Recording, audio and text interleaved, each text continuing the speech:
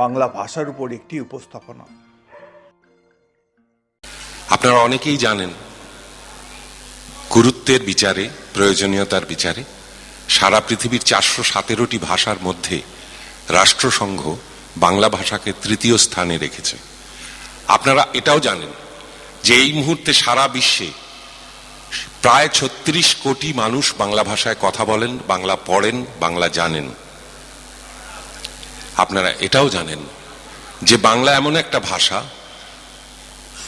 অন্য ভাষা শিক্ষার ক্ষেত্রে যেগুলো ব্যবসায়িক কারণে, বাণিজ্যিক কারণে ব্যবহার হয়, যেমন ইংরেজি, যেমন জার্মানি বা ফ্রেঞ্চ, কিন্তু সাহিত্য কাব্যের বিচারে অন্য ভাষার মানুষ সবচেয়ে যে ভাষাটা বেশি শিখতে চায়, সেখানেও বাংলা ভাষার স্থান দ্বিতীয়।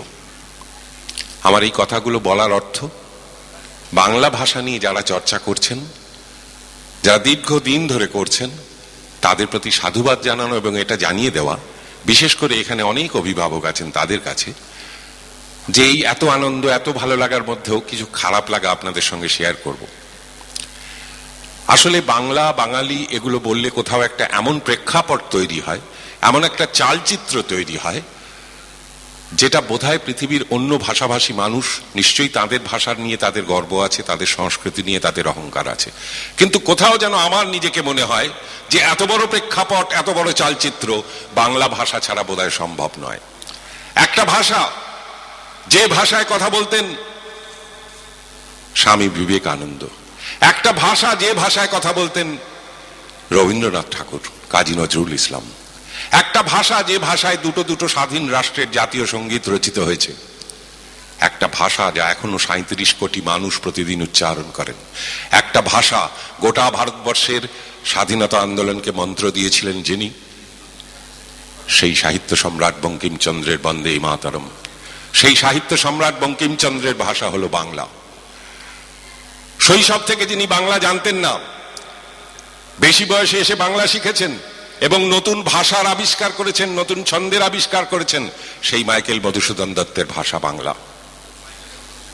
যে বীর সন্ন্যাসী অজস্র কষ্ট স্বীকার করে এই বাংলার মাটি থেকে দুরূহ এক দীর্ঘ যাত্রার শেষে গিয়ে পৌঁছেছিলেন চিকাগোয় এবং বিশ্ব ধর্ম মহাসম্মেলনে ভারতবর্ষের ছবিটাকে তুলে ধরেছিলেন উজ্জ্বল রূপে, তাঁরও মাতৃভাষা সেই স্বামী বিবেকানন্দের মাতৃভাষা বাংলা। সমস্ত পৃথিবীতে যে সাহিত্যকে চিরায়ত ধরা হয়, বাংলা থেকে তার দুটি একটি উদাহরণ দিতে গেলে কথা অমৃতের নাম আসে, সেই শ্রী শ্রী রামকৃষ্ণের ভাষা বাংলা। এগুলো আমাদের গর্ব, এগুলো আমাদের অহংকার। বাংলা ভাষায় যারা গান গেয়েছেন, বাংলা ভাষায় যারা নাটক করেছেন, বাংলার সাহিত্যে যারা চর্চা করেছেন, বাংলার কবিতাকে যারা সমৃদ্ধ করেছেন, তাদের কথা ভাবলে আমাদের গর্বে, অহংকারে, আনন্দে বুক ভরে ওঠে। কিন্তু যখন সামনের দিকে তাকাই, যখন আমার পরবর্তী সময়টার দিকে তাকাই, তখন দুঃখ হয়। আমি আপনাদের দু একটি ছোট অভিজ্ঞতা আপনাদের সঙ্গে ভাগ করে নেব, তাহলেই বুঝতে পারবেন কোথায় এসে দাঁড়াচ্ছি। সল্টলেকে একটা ওয়ার্কশপ হচ্ছে রবীন্দ্রসঙ্গীতের, সেখানে আমি এবং আমার অনুযোগ প্রতিম বন্ধু শ্রীকান্ত আচার্য গিয়েছিলাম। শ্রীকান্ত ব্ল্যাকবোর্ডে গান লিখে দিচ্ছিল লেখার জন্য ছেলেদের, পরে গানটা ওরা শেখাবে, শ্রীকান্ত, শ্রাবণী এরা। তো দেখা গেল পেছনের দিকে কিছু ছেলে মেয়ে লিখছে না। তা শ্রীকান্ত উঠে গিয়ে জিজ্ঞেস করলো যে বাবু তোরা লিখছিস না কেন? তাদের বাবা মারা উত্তর দিল, না ওরা আসলে বাংলাটা তো পড়ে না। তখন শ্রীকান্ত জিজ্ঞেস করলো, সে তো অনেকেই ইংরেজি পড়ে, বাংলাটা ছোটর দিকে পড়ে না, কিন্তু এইটুকু বাংলাও জানে না। তখন বললো, না না, আসলে এখানে বাংলা সেকেন্ড ল্যাঙ্গুয়েজ আছে, কিন্তু আমরা ওদের সেকেন্ড ল্যাঙ্গুয়েজ দিয়েছি হিন্দি। বাঙালি সেকেন্ড ল্যাঙ্গুয়েজ দিয়েছেন হিন্দি, মা বলছেন। শ্রীকান্ত জিজ্ঞেস করলেন কেন? বললেন, না বাংলা ভাষাটা বড্ড কঠিন, হিন্দিটা খুব সহজ। যে আরজিকর মেডিকেল কলেজের এই আরজিকর ভদ্রলোক কে ছিলেন? বিশ্বাস করুন, ব্রিলিয়েন্ট স্টুডেন্ট। মানুষকে তারা চেনে না, তার জীবনকে তারা জানে না। তাহলে ক্ষুদিরাম বসুকে তারা চিনবেন না, প্রফুল্ল চাকিকে চিনবেন না, আচার্য প্রফুল্লচন্দ্রকে চেনার কোনো প্রয়োজন বোধ করবে না এই শিক্ষা ব্যবস্থা।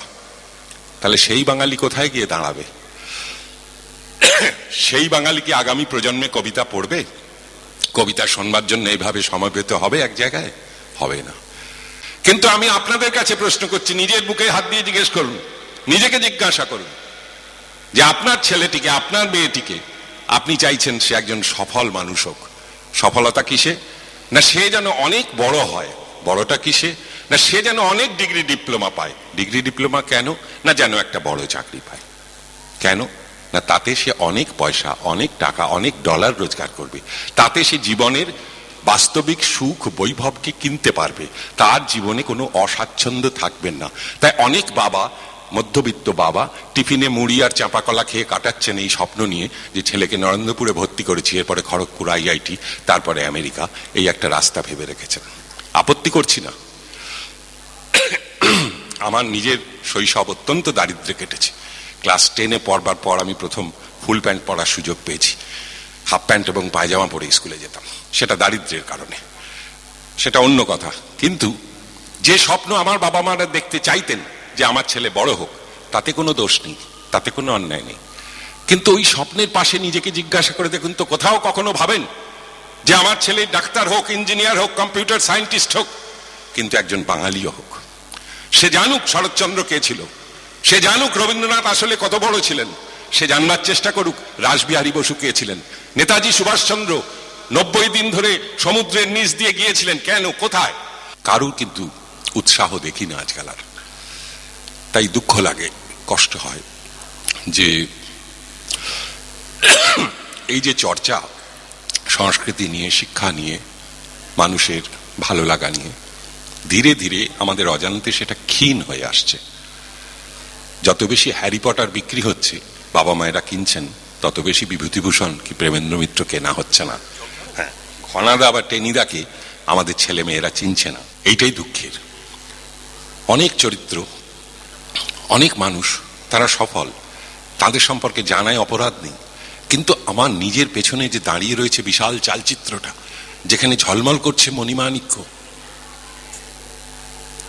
একটা ছোট ঘটনা, এই খড়দার মাটিতে দাঁড়িয়ে হয়তো আগেও বলেছি, আজও আমি শেষ করব ওইভাবে, ওই কথাটি বলে, যে এখনো বাংলার বাইরে, ভারতবর্ষের বাইরে বাঙালিরা একটা অসাধারণ সম্মান পেয়ে থাকেন। সেটা কিন্তু তাদের ওই চালচিত্রের জন্য। কত হাজার কম্পিউটার সায়েন্টিস্ট হয়েছে, কতজন ডাক্তার হয়েছে, তার জন্য কেউ বাঙালিকে মনে রাখে না।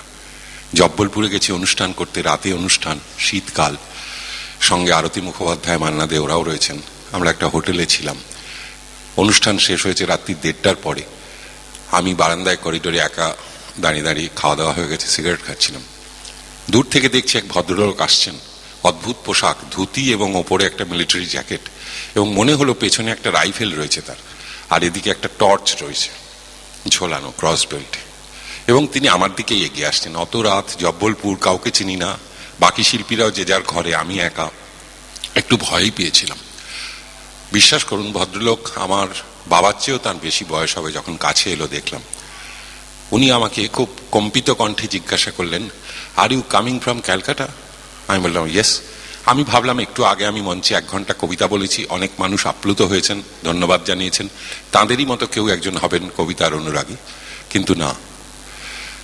তিনি জিজ্ঞাসা করলেন আমি কলকাতা থেকে এসেছি কিনা। আমি বললাম হ্যাঁ। এবং বিশ্বাস করুন, সেই 90 অতিক্রান্ত বৃদ্ধ ভদ্রলোকটি হঠাৎই নিচু হয়ে আমার পায়ে হাত দিয়ে প্রণাম করতে গেলেন। আমি বললাম এ কি করছেন, আপনি তো আমার বাবার বয়সী।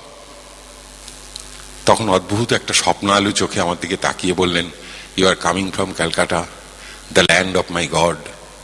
আমি বললাম হু ইজ ইউর গড? তখন উনি বললেন যে আমি আইএনএতে ছিলাম, নেতাজির সেনাবাহিনীতে, যুদ্ধে আমার একটা পা, কাঠের পা, এখন যুদ্ধে একটা পা কাটা গেছিল। আমি নেতাজিকে দেখেছি, আমার আর ঈশ্বরকে দেখার দরকার হয়নি। আমি নেতাজিকে দেখেছি, ভারতবর্ষের আর কাউকে আমার চেনার দরকার হয়নি। অত বড় মাপের মানুষ, সেই দেশ থেকে, সেই মাটি থেকে আপনি আসছেন, আপনার পায়ে সেই মাটির ধুলো আছে, তাই আপনার পা ছুঁয়ে আমি আমার ভগবানকে প্রণাম করতে চাইছি। আমার চোখে জল এলো। ভাবলাম আমরা তো হীন, অতি সাধারণ মানুষ, কিন্তু বাঙালি সারা পৃথিবীর কাছে আজও এইভাবে সমাদৃত শুধু তার ওই অতীত কর্মকাণ্ডের জন্য, ওই ভয়ঙ্কর বড় হয়ে ওঠার জন্য। আমাদের ছেলে মেয়েকে আমরা শুধু পয়সায় বড় করতে চাইছি, বৈভবে বড় করতে চাইছি, বিলাসে বড় করতে চাইছি। সে বড়টা কি সত্যি বড়? একটু বাবা মায়েরা ভেবে দেখবেন। স্কুল টাইমে মায়েরা বাচ্চাদের নিয়ে যান, আমি নিজে কানে শুনতে পাই একজন মা তার বাচ্চাকে বলছে যে কালকে টিফিন দিয়েছিলাম, তুই অন্যকে কেন দিয়েছিস, তুই নিজে খাসনি। কালকে যদি দেখি যে তুই অন্যকে দিয়েছিস, তোকে কিন্তু ভীষণ মারবো। একটা মা তার ছেলেকে শিখিয়ে দিচ্ছে কাউকে দিও না, নিজে খাও। সেই ছেলে বড় হয়ে ওই মাকে বৃদ্ধাশ্রমে পাঠিয়ে দেবে যে এই বুড়িটা আমার বাড়িতে কেন, এই বুড়িটা আমার বাড়িতে কেন, আমি রোজগার করছি, আমি খাবো। আমার কে শেখালো? কে শেখালো? মা শেখালো। একটু মায়েরা ভাবুন। আমি স্কুলে পড়েছি, হায়ার সেকেন্ডারি পরীক্ষা দিয়েছি, পরে গ্রাজুয়েশন করেছি, আমার মা কোনোদিন আমার স্কুল কলেজ দেখেননি। এখন প্রতিটি স্কুলে গিয়ে দেখুন মায়েরা সকাল থেকে সন্ধ্যে অবধি স্কুলে বসে আছেন। কেন না? ছেলে তার ভেতরে স্কুলে পড়াশোনা করছে, তিনি ছেলেকে সঙ্গে নিয়ে ফিরে যাবেন। জানি না এই কালচার, এই সংস্কৃতি কোথা থেকে এলো এবং এতে করে ছেলেদের কি উন্নতি হচ্ছে। চতুর্পাশে যুব সমাজের মধ্যে যে অবক্ষয় দেখতে পাচ্ছেন প্রতিদিন, প্রতি মুহূর্তে, গোটা পৃথিবীর কাছে বাঙালিকে লজ্জায় মাথা নিচু করতে হচ্ছে। একটু মায়েরা ভেবে দেখুন, একটু ছেলেদের ফুটবল খেলতে দিন। বিবেকানন্দ বলেছিলেন গীতা পড়ার চেয়ে ফুটবল খেললে বেশি লাভ হয়। একটু খেলাধুলো করতে দিন। একটা অনুষ্ঠানে আমি গিয়েছিলাম, পিকে ব্যানার্জি ছিলেন আমার সঙ্গে, কিংবদন্তি ফুটবলার। ফুটবল খেলার ফাইনাল খেলা ছিল, আমি নিজে ফুটবল প্রেমিক, সেই হিসেবে আমন্ত্রিত ছিলাম। সেখানে একটি ছেলে দুবার গোল দিল না। প্রদীপদা আমাকে বললেন, তুই খেয়াল করলি ছেলেটা ইচ্ছে করে গোল দিল না? আমি বললাম কেন বলুন তো? বললো দুবারই কিন্তু ওর লম্বা ছেলে, লাফালেই মাথাটা ছোঁয়ালেই গোল পায়, কিন্তু সরে গেল। ইন্টারভ্যালে ছেলেটাকে ডেকে প্রদীপদা বললো, তুই কি রে, দুবার দুটো ক্রস এলো, মাথা ঠেকালেই তো গোল, তুই মাথা সরালি কেন? বললো বাবা এমনিতেই ফুটবল খেলতে দিতে চায় না, তার উপরে বলেছে বাবা খেলতে দিতে পারি একটা শর্তে, তুমি হেড দেবে না। হেড দিলে নাকি মাথা গন্ডগোল হয়ে যেতে পারে, পড়াশোনা খারাপ হয়ে যেতে পারে। তা প্রদীপদা বললো, দেখ আমি তো এত হেডে গোল করেছি, এখন অব্দি তো মনে হয় না আমার মাথাটা বিগড়ে গেছে। তো একটু বাঙালিরা ভাবুন কি জায়গায় চলে গেছেন, কি করছেন ছেলে মেয়েদের নিয়ে। এই অবিমৃষ্যকারিতার মিছিল যদি চলতে থাকে, এইভাবে বিস্মরণের ঐতিহ্য যদি গড়ে তোলেন, ঘরে ঘরে যদি রবীন্দ্র চর্চা বন্ধ হয়ে যায়, ঘরে ঘরে যদি সাহিত্য সংস্কৃতির আসর বন্ধ হয়ে যায়, ওই টিভির সিরিয়ালটাই সবটুকু কিনে নেয়। এটা মনে রাখবেন যে টিভিতে সিরিয়াল যারা বানায় তারা বোকা নয়। অনেক রুচিবান মানুষ বলেন যে টিভিতে যেগুলো দেখায় ওগুলো আমাদের জন্য না, তৃতীয় শ্রেণীর লোকেদের জন্য, আমি দেখি না।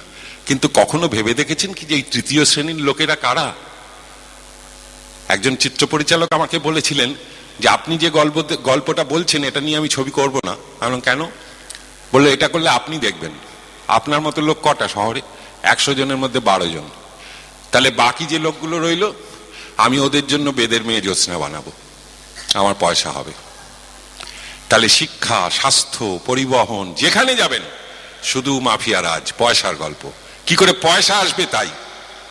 একটা নামি দামি স্কুল, ক্লাস 5 থেকে আমরা তো 10 টাকা মাইনে পড়েছি, কি জানি তাতে বড় কতটা অমানুষ হয়েছি জানি না। কিন্তু এখন তো প্রতি সাবজেক্টে 3টে করে টিউটার লাগে। ডাক্তারের কাছে যান, সেখানেও তাই। আপনার ডান দিকের নাকে ব্যথা হলে বাঁ দিকের নাকে স্পেশালিস্ট ওটা দেখবেন না, উনি বলবেন বাঁ নাকের জন্য আলাদা স্পেশালিস্ট আছে। কত রকম ভাবে বাঙালিকে শোষণ করা যায়, কত রকম ভাবে গাধা বানানো যায়, তার একটা প্রতিযোগিতা গত কয়েকটা দশক ধরে চলে আসছে এবং আমরা তার শিকার হচ্ছি। সবচেয়ে ভাবতে অবাক লাগে, আমি আমার এক বন্ধুর ছেলে, সে সম্প্রতি ইঞ্জিনিয়ার হয়েছে এবং বিদেশে চাকরি পেয়েছে। তো বিদেশে যাওয়ার সময় সে আমার কাছে এসেছিল যে তুমি আমাকে কিছু গান আমার এই কম্পিউটারে আমি লোড করে নিয়ে যাব, তুমি দাও। তা আমি বললাম তুই কিছু ভালো বাংলা গান নিয়ে যাও, ওখানে তো পাবি না।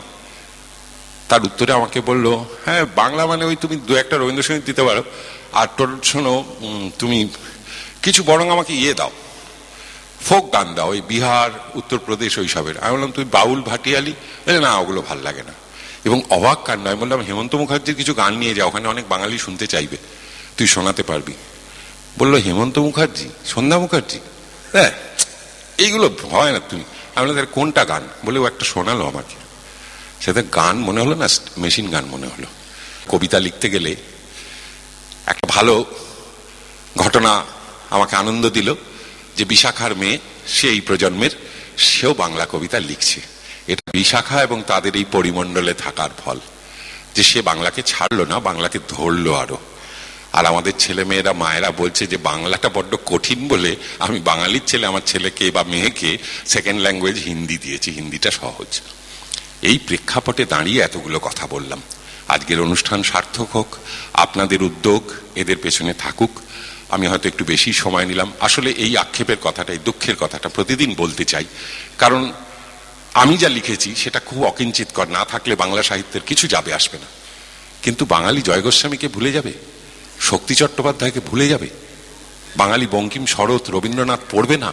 এইরকম একটা স্থিতি, এইরকম একটা অবস্থান আসতে চলেছে আগামী প্রজন্মের কাছে। একটু মায়েরা ভাবুন, একটু বাবারা ভাবুন। নমস্কার।